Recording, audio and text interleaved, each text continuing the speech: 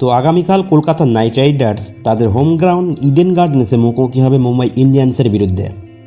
কলকাতা এখনও পর্যন্ত 11টি ম্যাচের মধ্যে 8টি ম্যাচ জিতে পয়েন্ট টেবিলের একদম শীর্ষে আছে এবং মুম্বাইয়ের বিরুদ্ধে এই ম্যাচটি জিতে কলকাতা কিন্তু পয়েন্ট টেবিলের টপ 2 এর মধ্যে নিজের জায়গা পাকা করতে চাইবে। সুতরাং কলকাতার কাছে এই ম্যাচটা অত্যন্ত গুরুত্বপূর্ণ হতে চলেছে। এই ভিডিওতে আমরা আলোচনা করব কলকাতার শক্তি ও দুর্বলতা নিয়ে। এছাড়াও নীতিশ রানা এখন সম্পূর্ণ ফিট, সে কি প্লেইং 11-এ নিজের জায়গা ফিরিয়ে আনতে পারবে?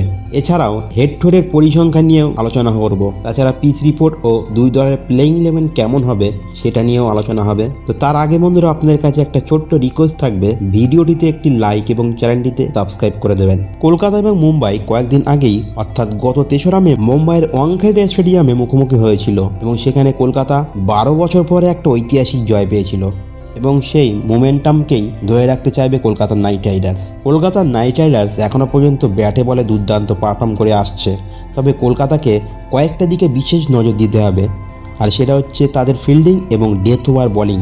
এই দুই দিকে তাদের বিশেষ নজর দিতেই হবে অবশ্যই। অন্যদিকে মুম্বাই ইন্ডিয়ান্স তারা টোটাল 12টি ম্যাচ খেলেছে এবং মাত্র 4টি ম্যাচে জিতে তারা এখন পয়েন্ট টেবিলের 8 নম্বর পজিশনে আছে।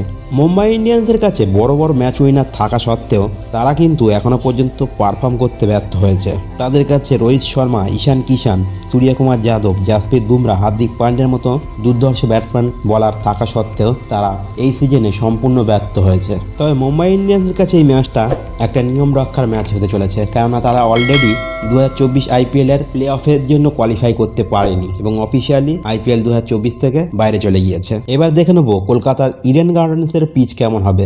কলকাতার ইডেন গার্ডেন্সের পিচ বরাবরই ব্যাটসম্যানদের সাহায্য করে থাকে। ইডেন গার্ডেন্সের ফার্স্ট ইনিংসে অ্যাভারেজ স্কোর হচ্ছে 205 এবং এখানে যারা টসে জিতবে অবশ্যই তারা ফিল্ডিংয়ের সিদ্ধান্ত নেবে। এইবারে দেখে নেব কলকাতা ও মুম্বাইয়ের হেড টু হেড পরিসংখ্যান কি বলছে।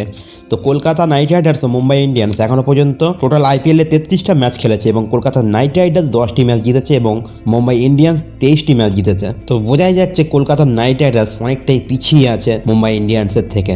কলকাতা ও মুম্বাই এখনও পর্যন্ত আইপিএলে ইডেন গার্ডেন্সে 10 বার মুখোমুখি হয়েছে এবং কলকাতা নাইট রাইডার্স মাত্র 3 বার জিতেছে এবং মুম্বাই ইন্ডিয়ান্স 7 বার জয়লাভ করেছে। তবে প্রিভিয়াস রেকর্ড যাই বলুন না কেন, কিন্তু কলকাতায় এবছর আইপিএলে যে খেলাটা খেলছে তো কলকাতাকে হারানো মুম্বাইয়ের পক্ষে সহজ হবে না। এবারে দেখে নেব দুই দলের প্লেইং 11 কি হতে চলেছে।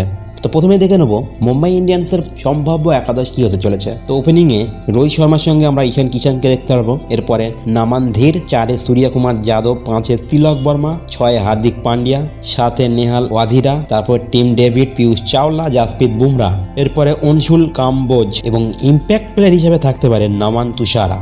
এবারে দেখে নেব কলকাতা নাইট রাইডার্সের সম্ভাব্য একাদশ কি হতে চলেছে। তো ফিল সল্টের সঙ্গে ওপেন করবে সুনীল নারায়ণ, তিনি আঙ্ক্রিশ রঘুবংশী, 4-এ ভেঙ্কটেশ আইয়ার। তবে নীতিশ রানা সম্পূর্ণ ফিট থাকলেও আমার মনে হয় না কলকাতার নাইট রাইডার্স তাকে প্লেইং 11-এ নামাবে, কেননা কলকাতার নাইট রাইডার্সের সকল ব্যাটসম্যানই মোটামুটি এখন ফর্মে আছে এবং পারফর্ম করে যাচ্ছে। এরপরে Shreyas Iyer captain, Andre Russell, Rinku Singh, Ramandeep Singh, Mitchell Starc, Varun Chakravarthy, Harshit Rana. তো এটাই সম্ভাব্য একাদশ হতে চলেছে কলকাতার নাইট রাইডার্সের।